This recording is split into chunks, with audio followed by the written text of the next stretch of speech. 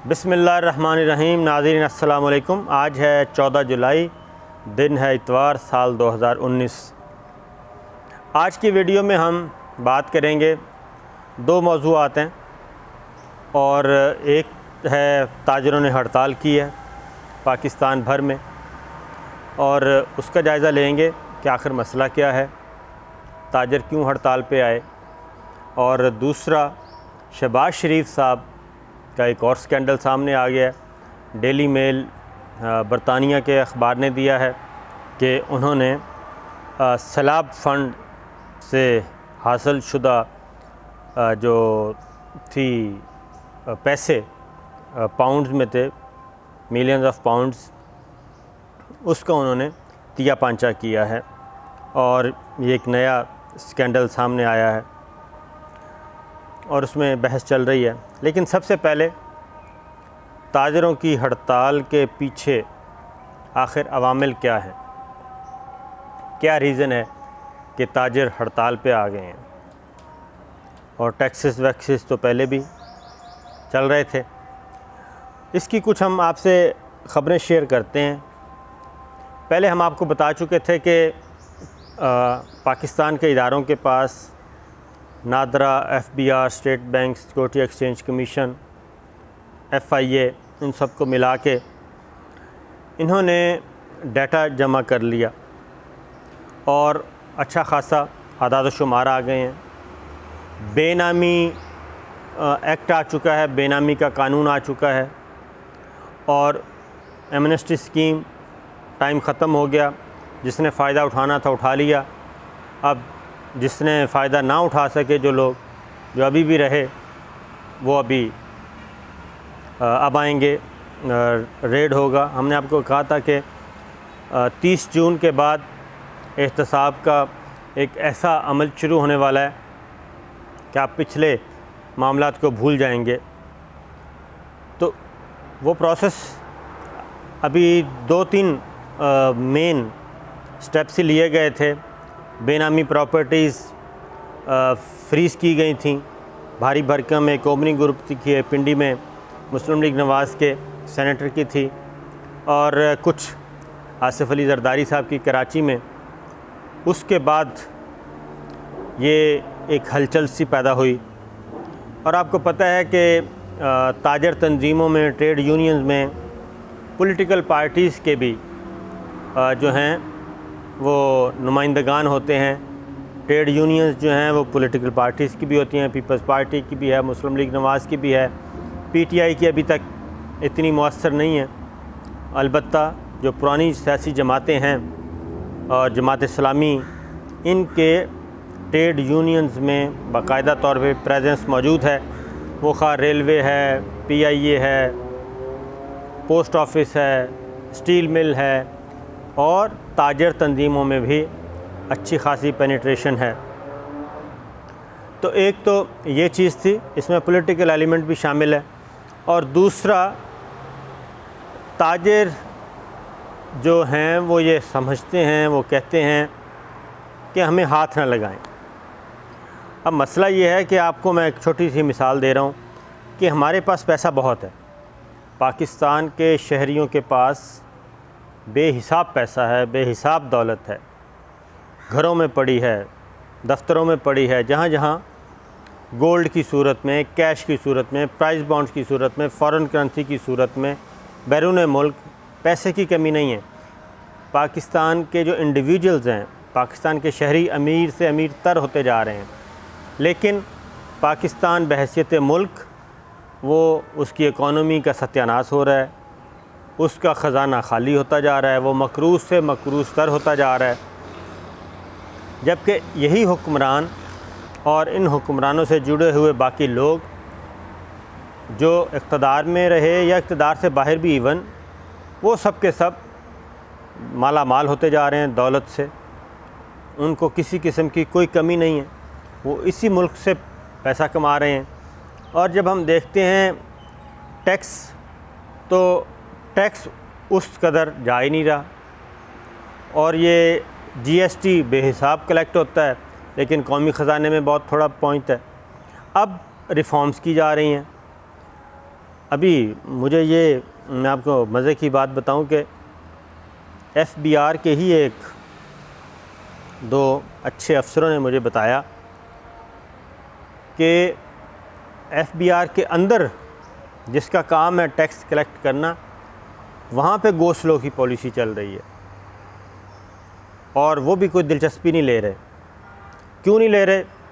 इसलिए कि उसने कहा कि वो एक ईमानदार अफसर है, उसने कहा कि उनके अपने खांचे बंद हो रहे हैं।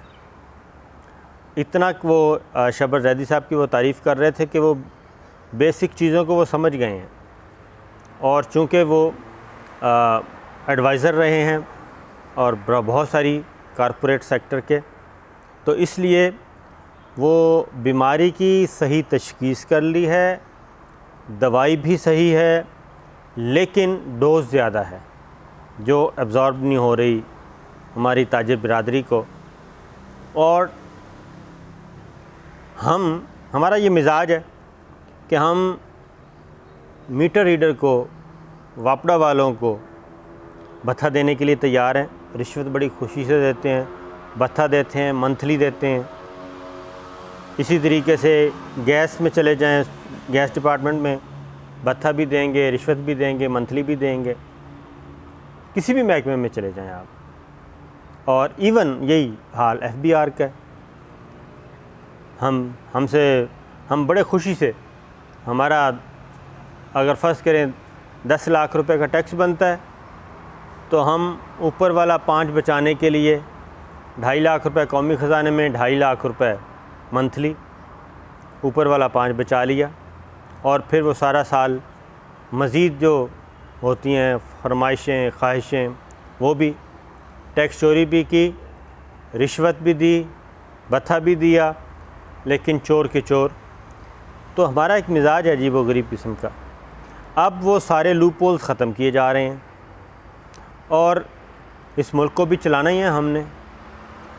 अब ये बड़ा साफ़ शफ़ाफ़ निज़ाम बनाया जा रहा है कि आप कौमी ख़जाने में पैसे जमा करवाएं, धड़ल्ले से करवाएं, किसी को कोई रिश्वत ना दें, कोई भत्ता ना दें, और आपको हम सहूलियात भी देंगे।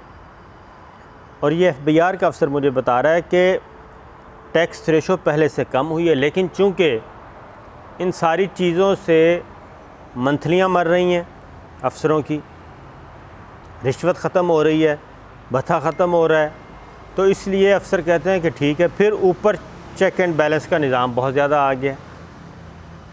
वो कहते हैं कि अफसर हाथ पे हाथ रख के बैठेंगे, ठीक है जी, फिर करें कलेक्ट, आके जैदी साहब कर लें और ये इमरान खान साहब आएँ और जाके कलेक्ट करें, फिर देखते हैं कैसे हदफ पूरा होता है। तो ये हमारा मिजाज है।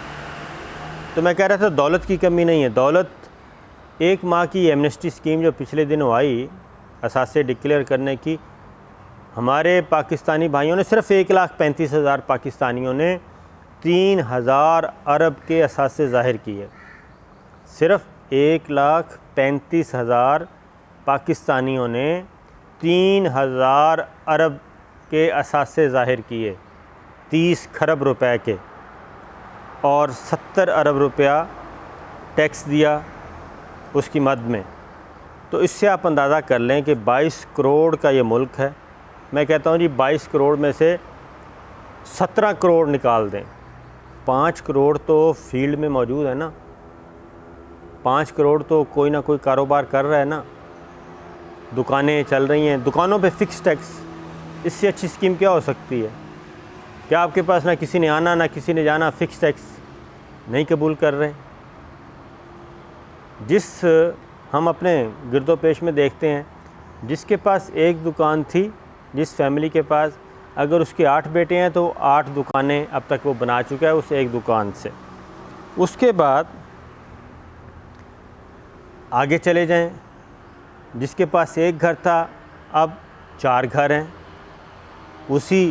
उसी दुकानों में से प्रॉफिट आ रहा है। ये चीज़ इसी तरीके से फैक्ट्रियों में चले जाएं, जिसकी एक फैक्ट्री थी उसकी 4 फैक्ट्री हैं, जिसकी 4 थी उसकी 8 हो चुकी हैं, जिसके 2 कारखाने थे जिसके 4 कारखाने हो चुके हैं।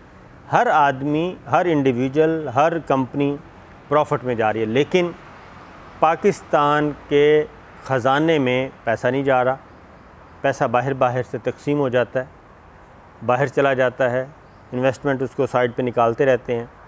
तो ये एक कौमी हमारी सोच का मसला है। तो इसलिए ताजरों ने हड़ताल कर दी। अब वो कहते हैं कि हमें कोई चेक ना करे, हमसे कोई पूछे ना। भाई ये जंगल का कानून एक ना एक दिन तो ख़त्म होना ही है। ये परवेज़ मुशर्रफ साहब ने भी कोशिश की थी, फिर वही हड़ताल और ये और वो, फिर वो अपनी सियासी मजबूरियों में उलझ गए। तो एक तो ये चीज़ थी कि इसके पीछे पॉलिटिक्स हो रही है, और ये FBR का अफसर ख़ुद बता रहा है मुझे, ताजिर बिरादरी ख़ुद बता रही है। लेकिन चूँकि इस वक्त एक रिफ़ॉर्म्स होने जा रही हैं, उन रिफ़ॉर्म्स को होने से रोकना है। और ये जब तक हम पाकिस्तान को अपना मुल्क नहीं समझेंगे, अपना घर नहीं समझेंगे, जैसे हम अपने घर को मेंटेन रखते हैं, ख़र्चा करते हैं, साफ़ सुथरा रखते हैं, अगर यही सोच हमारी पाकिस्तान के बारे में नहीं होगी तो बात आगे नहीं बढ़ेगी। ये मैंने बता दिया उसका बैकग्राउंड। तो पाकिस्तान में वर्थ है 5,500 अरब का, बहुत ज़्यादा वर्थ है, क्योंकि एक महीने में 1,35,000, आप अंदाज़ा करें 1,35,000 पाकिस्तानियों ने 3 ट्रिलियन 3,000 अरब के असास से ज़ाहिर कर दिए। तो इससे आप अंदाज़ा करें कि बाकी कितना कुछ होगा। एक चीज़ उसके बाद आते हैं, और ये सब कुछ आगे भी जाके बहुत ज़्यादा, अभी एक हफ़्ता ये जो है ना बहुत ज़्यादा गंभीर रहेगा। और उसकी रीज़न ये है कि जो अमेरिका का दौरा है ना इमरान ख़ान साहब का और आर्मी चीफ़ का, इस दौरे को सबोटाज करने के लिए बहुत सारे लोग मुतहर्रिक हो चुके हैं। पॉलिटिकल पार्टीज़ भी, माफियाज़ भी मुतहर्रिक हैं कि किसी भी तरीके से ये दौरा कामयाब ना हो, और उस दौरे से पहले कोई बड़ा गंद पाकिस्तान में हो, ताकि जब वो वाशिंगटन पहुँचें तो मसाइल कुछ और के और ही हो चुके हों। देखते हैं क्या होता है।